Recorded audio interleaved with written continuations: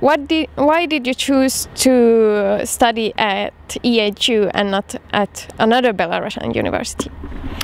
Well, firstly because I wanted to focus myself onto possible, let's say, cooperation and collaboration during my studies between Lithuania and Belarus, because originally, while being Lithuanian, but I used to live in Belarus for all my life, I was all the time in between, you know, Vilnius and Minsk and Vilnius, and I think EHU provides this possibility, at least on a very, very high level.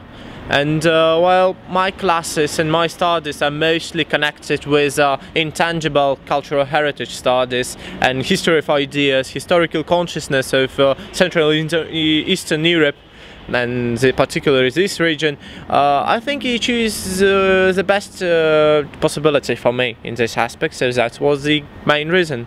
Has the situation somewhat changed after the election in Belarus in 2010 for you?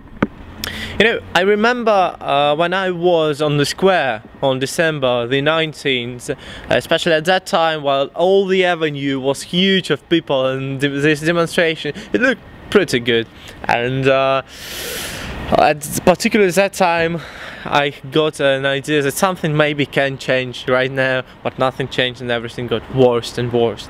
And on the next day I moved back to Vilnius, and I've seen those lists of our students being imprisoned. Those 11 students of our university got from 10 till 15 days, and then several students they got 3 or 4 years of jail. And I think that everything in Belarus will become even worse, also due to current crisis of the economy in Belarus, and it's quite well understandable for us, because country situated in center of Europe can't be isolated from the others. And I think that maybe not this year, but maybe next year we'll see the difference, how something will change, and I think everything will be even worse. But then some challenges, you know, must be done to improve the situation. Some schools and other workshops were always told, you are the future leaders of Belarus and future intellectual elite and so on and so forth.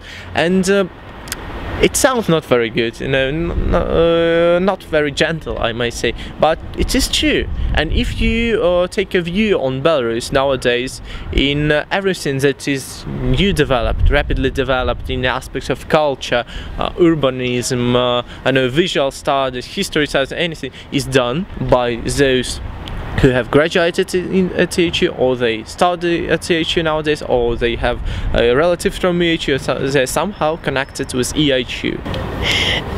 Do you yourself hope to get a job in Belarus after your studies?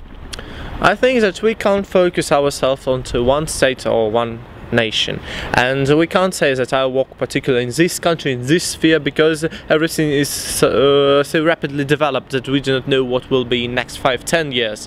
But I think after graduating on a May level, for sure in Europe, and we have Bologna process, we have mobility possibilities, so why not to use them?